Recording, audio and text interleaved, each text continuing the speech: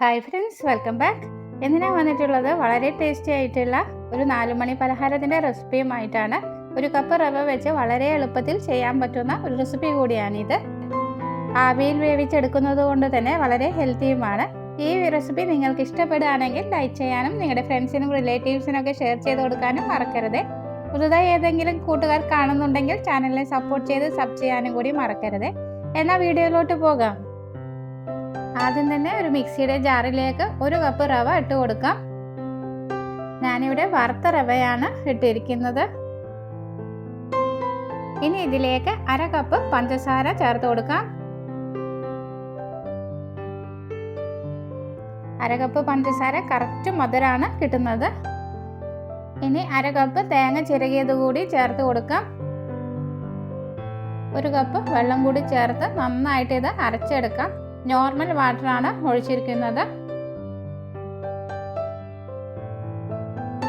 അരച്ചെടുത്ത ബാറ്റർ ഒരു ബൗളിലേക്ക് ഒഴിച്ചു കൊടുക്കാം. ഇതിലേക്ക് നല്ലൊരു ടേസ്റ്റിന് വേണ്ടിയിട്ട് 1/2 ടീസ്പൂൺ ഏലക്കാപ്പൊടി ചേർത്ത് കൊടുക്കാം. 1/2 ടീസ്പൂൺ ബേക്കിംഗ് പൗഡർ കൂടി ചേർത്ത് കൊടുക്കാം. ബേക്കിംഗ് സോഡ അല്ല, ബേക്കിംഗ് പൗഡറാണ് ചേർത്തിരിക്കുന്നത്. നമ്മൾ കേക്കിനൊക്കെ ചേർക്കുന്നില്ലേ, ആ ബേക്കിംഗ് പൗഡറാണ് ചേർത്തിരിക്കുന്നത്. നന്നായിട്ട് മിക്സ് ചെയ്തെടുക്കാം.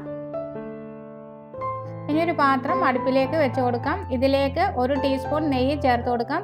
നെയ്യ് നന്നായി ചൂടായതിന് ശേഷം അണ്ടിപ്പരിപ്പും മുന്തിരിയും വറുത്തെടുക്കാം.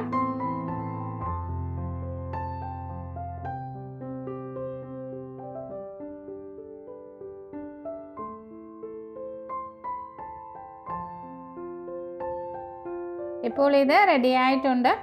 ഇതിനി വേറൊരു പാത്രത്തിലേക്ക് മാറ്റി വെക്കാം.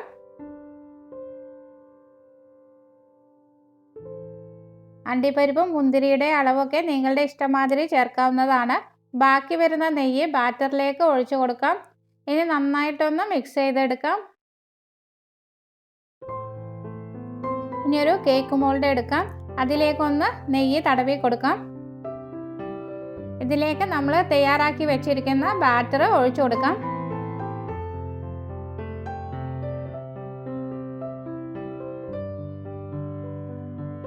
അടുപ്പിലേക്ക് ഒരു സ്റ്റീമർ വെച്ച് കൊടുത്തിട്ടുണ്ട്. ഇതിലേക്ക് ഈ പാത്രം വെച്ച് കൊടുക്കാം. ഒന്ന് പാത്രം മൂടി വെച്ച് 1 മിനിറ്റ് വരെ ചൂടാക്കി എടുക്കാം. 1 മിനിറ്റ് കഴിഞ്ഞിട്ട് ഇതിലേക്ക് നമ്മൾ വറുത്ത് വെച്ചിരിക്കുന്ന അണ്ടിപ്പരിപ്പും മുന്തിരിയും വെച്ച് അലങ്കരിച്ചെടുക്കാം. ഒന്ന് ചൂടായതിന് ശേഷം നട്ട്സ് വെച്ച് കൊടുക്കുകയാണെങ്കിൽ അത് മുകളിൽ തന്നെ പൊന്തി തന്നെ ഉണ്ടാവുന്നതാണ്. മാവ് ഒഴിച്ച പാടെ തന്നെ നമ്മൾ നട്ട്സൊക്കെ വെക്കുകയാണെങ്കിൽ അത് താഴത്തോട്ടേക്ക് പോകുന്നതായിരിക്കും. ഇങ്ങനെ ചെയ്യുകയാണെങ്കിൽ മുകളിൽ തന്നെ നിന്ന് നല്ല ഭംഗി ഉണ്ടായിരിക്കും കാണാൻ. നട്ട്സൊക്കെ നിങ്ങളുടെ ഇഷ്ടം മാതിരി എങ്ങനെ വെച്ചാൽ അലങ്കരിക്കാവുന്നതാണ്. ഇനി ഇത് മൂടി വെച്ച് 20 മിനിറ്റ് വരെ ആവി കയറ്റി എടുക്കാം.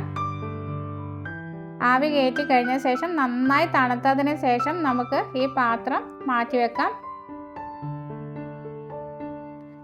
ഇതിൻ്റെ മുകളിലേക്ക് ഒരു പ്ലേറ്റ് വെച്ച് കൊടുത്ത് തലകീഴായി മറിച്ച് ഒന്ന് തട്ടി കൊടുത്താൽ കേക്ക് താനെ ഇറങ്ങി വരുന്നതാണ്. ഇത് നല്ല തണുത്തതിന് ശേഷം വേണം ഇതേമാതിരി ചെയ്തെടുക്കാൻ.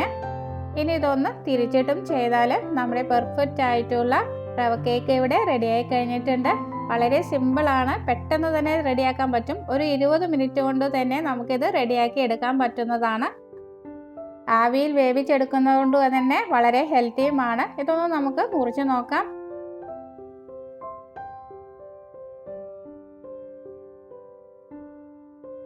ഉള്ളൊക്കെ നന്നായിട്ട് വെന്ത് വന്നിട്ടുണ്ട്. ഇത് വട്ടയപ്പത്തിൻ്റെ മാതിരി അത്ര സോഫ്റ്റ് അല്ല, എന്നാലും കഴിക്കാൻ നല്ല ടേസ്റ്റിയാണ്. ഈ റെസിപ്പി നിങ്ങൾക്ക് ഇഷ്ടപ്പെടുകയാണെങ്കിൽ ലൈക്ക് ചെയ്യാനും നിങ്ങളുടെ ഫ്രണ്ട്സിനും റിലേറ്റീവ്സിനും ഒക്കെ ഷെയർ ചെയ്ത് കൊടുക്കാനും മറക്കരുത് കേട്ടോ. പുതുതായി ഏതെങ്കിലും കൂട്ടുകാർ ചാനൽ കാണുന്നുണ്ടെങ്കിൽ സബ് ചെയ്യാനും കൂടി മറക്കരുത്. വലത്തുവശത്ത് കാണുന്ന ബെല്ലൈക്കനിൽ ഓൾ എന്ന് പ്രസ് ചെയ്താൽ മാത്രമേ ഞാനിടുന്ന അടുത്ത വീഡിയോയുടെ നോട്ടിഫിക്കേഷൻ നിങ്ങൾക്ക് ലഭിക്കുകയുള്ളൂ. അടുത്ത നല്ലൊരു വീഡിയോയുമായിട്ട് വീണ്ടും കാണാം. Thank you for watching. By.